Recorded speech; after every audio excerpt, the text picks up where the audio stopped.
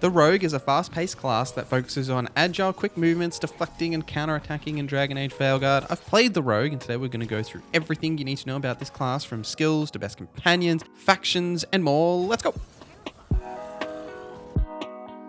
Let me know which class you're picking in the comments down below. Starting with general overview, the Rogue uses 2 swords and a bow. Now, different to the other classes in Veilguard, the Rogue can't freely switch to the bow, whereas the other classes can hot swap between their 2 weapons. Whereas as the Rogue, you will either be using those 2 swords in melee, or you can then press the right trigger or whatever it is going to be on PC to be able to then pull out the bow and use that. So the flow here is a little different, as you can use both the bow and the swords technically together, because you can combo those attacks together. The Rogue's class resource is called Momentum, which mostly gained from dodging attacks and parrying successfully, which is a key part of the Rogue's kit, as there are a lot of skills like repost that allow you to counter attack when you do successfully parry, or other effects that you can do as well, like the special dodge mechanic that the Rogue can have, where they sort of like disappear for a period of time.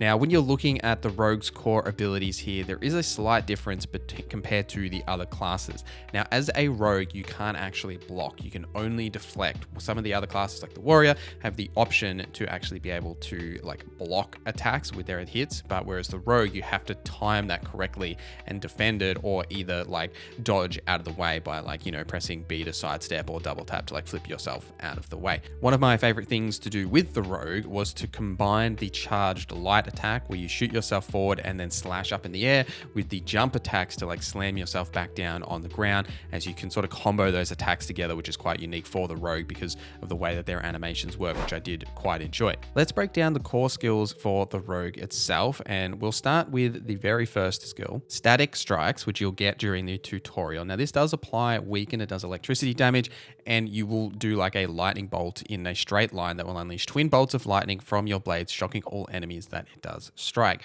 The basic ultimate for the Rogue that you get at the start of the game as well is the Concussive Barrage. Remind your enemies that Rogue's pockets are often filled with danger and explosives. Fire a barrage of concussive bombs that deal increased stagger, and the duration of that staggered condition from the ability is increased by 200%. Stagger, by the way, is the purple health bar you'll see on enemies. When that bar fills up, you'll be able to follow up with a takedown attack. Now, moving on to the rest of the abilities, in the control skills, you've got the Rain of Decay, which is an area control skill that does necrotic damage. Rain death from above, damage is inflicted each second to all enemies caught in the area of this effect. And you've also got Reeling Bolt. Now, you can knock your bow with a special arrow that shocks and disorientates enemies. This also deals a high amount of stagger. This is an electricity ability that also applies weakened. Both of these skills are more based around the ranged effects in the control line. The Lords of the Fallen skill, Explosive Trap, is an area effect that is a tool skill that does physical damage and detonates overwhelmed. Now, this repurposes anti-team explosives for your own use. Something to note here is that a couple of the different sections only have one skill, as they lead directly into the specializations, and we'll talk about those specialization skills and ultimate abilities in a little bit. The sustain skills, there are 2 options here, starting with Pilfer, which is a control tool as well that detonates overwhelmed. Add insult to injury by swiping a potion when you slice up an enemy. Now, this also does apply bleeding on hit, and the potion is automatically consumed after being stolen. Fantastic sounding ability that I can't wait to play around with. Like, really good to get yourself some free health back if enemies do actually have potions. And Lightning Flask, which is an electricity based ability. Throw down a flask of bottled lightning that explodes, unleashing a storm of pain on nearby enemies. And this deals damage in a large area upon impact, while creating an aura that deals electricity damage and applies shock to nearby enemies. And in the Antivan Crow line, you've got Toxic Dash. This is a necrotic skill. Now, this applies Sundered, and it dashes towards your target to land a deadly blow. This also does apply the Necrosis status effect. And then in the burst skills, you've got Hurricane of Blades, which is another necrotic skill. You spin around in a ring of rapid attacks. Nearby enemies are hit up to 4 times, and the final strike deals more damage. And Explosive Daggers, which applies Sundered to unleash a barrage of sticky explosive explosive daggers, and it fires 3 daggers that stick to their targets and explode after a short time. And the last skill in the basic skills here is the Veil Jumper skill, the Lightning Quiver. This is an electricity skill to unleash a storm of electrical bolts that spread across the battlefield, peppering random enemies. Fire up to 7 bolts that randomly hit enemies across a large area.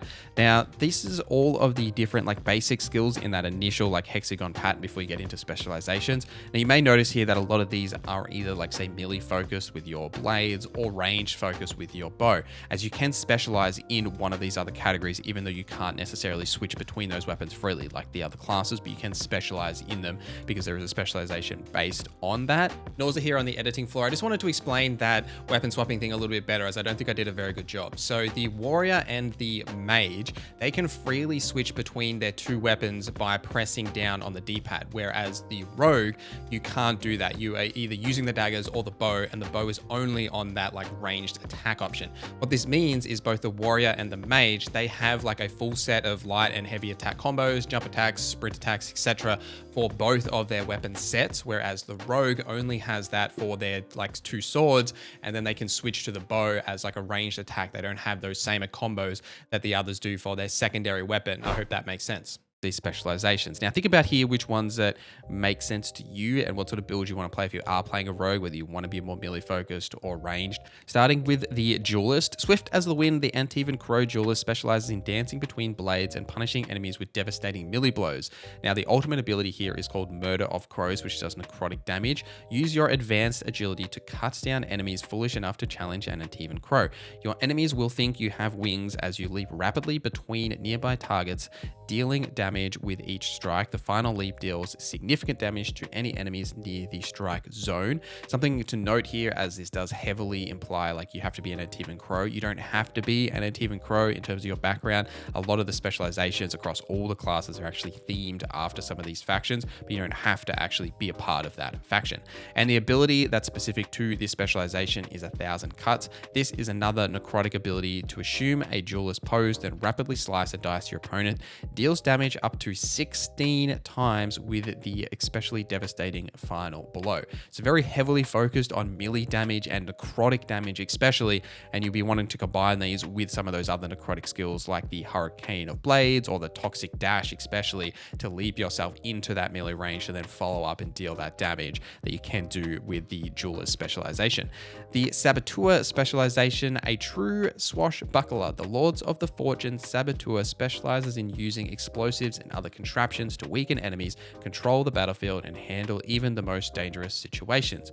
The ultimate ability for the Saboteur is Fortune's Fury, to embrace your fury, equipping a powerful, expendable weapon to bombard enemies. Fire a rapid stream of projectiles and then toss the weapon to deal additional damage. And the ability is Fortune's Turret, which is a physical damage ability to throw down a mechanized turret that targets the closest enemy and peppers them with projectiles. When spent, the device explodes, dealing heavy damage likely to disrupt any enemies within the range of the blast. I did actually get to play as a Saboteur during my preview session. It was during one of the sessions that we couldn't actually capture because it was a certain section of the game, but I did get to use this turret and play around with the different turret abilities and sort of the, that different play style compared to say the melee focus of the duelist or the range focus of the Veil Ranger. The turrets are super valuable because you can sort of set and forget them. You can place it down, it'll just pepper enemies while you can follow up with melee or even ranged attacks. You'll be wanting to combine a Saboteur with skills like Explosive Trap to plant your own traps in the game, or Pilfer, which allows you to get those potions back and apply the bleeding effect.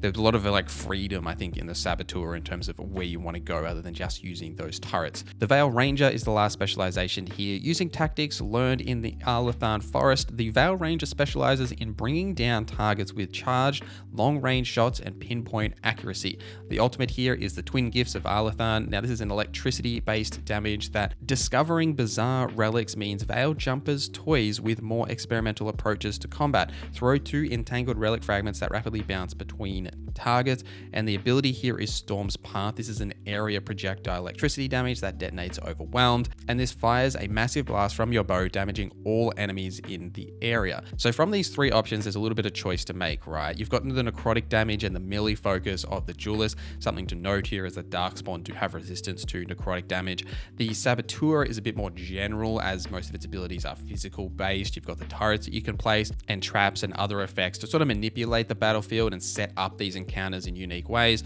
And then the Veil Ranger, which is all ranged focus, focusing on the bow, and you wanting to combine that with some of the other bow skills we mentioned earlier, and that electricity damage to build up that shock status on enemies, sort of stop them from getting to you, freezing them in place, that sort of thing. Of the 7 companions, there are certain ones that will work better with a rogue rook player. Now, as a rogue rook, you can apply the weakened status with skills like static strikes and reeling bolt, which are mostly bow like range skills. So think about that in terms of when you're combining that sort of ranged build and how you'll be applying those status effects. And you can also apply sundered as a rogue with toxic dash and explosive daggers, which are mostly skill based. Now for detonations, the rogue can only detonate overwhelmed with explosive trap, pilfer, and storm's path, which was the Veil Ranger skill as well. So you want to be combining this with companions that can either apply the effects you can't apply, that you can detonate, or vice versa. Now the best ones to combine this with is both Davarin and Tash, the warrior combinations, because these can both apply overwhelmed, which you can detonate, and they can detonate the weakened status effect that you can apply. Neve and Balara and Emmerich as the mages can all detonate the sundered effects that you can apply if you're playing as a melee rogue, giving you the toxic dash and explosive daggers combination there that you can then combine. But then the other rogues like Lance Harding and Lucanus, unfortunately they don't have any synergies with the different combinations because they both apply and detonate the same effects as you. For the best faction here to pick up during your character creator, there's a few options, and like, to be honest, you know, it is really about the roleplay elements here. I wouldn't necessarily be picking unless you're trying to min-max your like playstyle, like for the combat reasons. But the best options for the rogue are the Veil Jumper for Keen Eye to deal slightly increased critical and weak point damage, especially for a ranged focus rogue, because you can line up those headshots with the bow. The Morn Watcher is good for duelists, as there is like skills that can apply necrotic or like bleeding damage as well that we talked about. Because of the acute afflictions, you can apply an additional affliction stack on target. So because you've got all these status effects you can be applying, this is really beneficial. And then the Shadow Dragons is really good for any of the classes really, because you gain class resource faster. Now the Rogue is one of the hardest class resources to generate, as it does require you to dodge and parry. Not like completely, right? You can earn it in other ways, but the fastest way to earn it is by actually timing out these dodges and parries.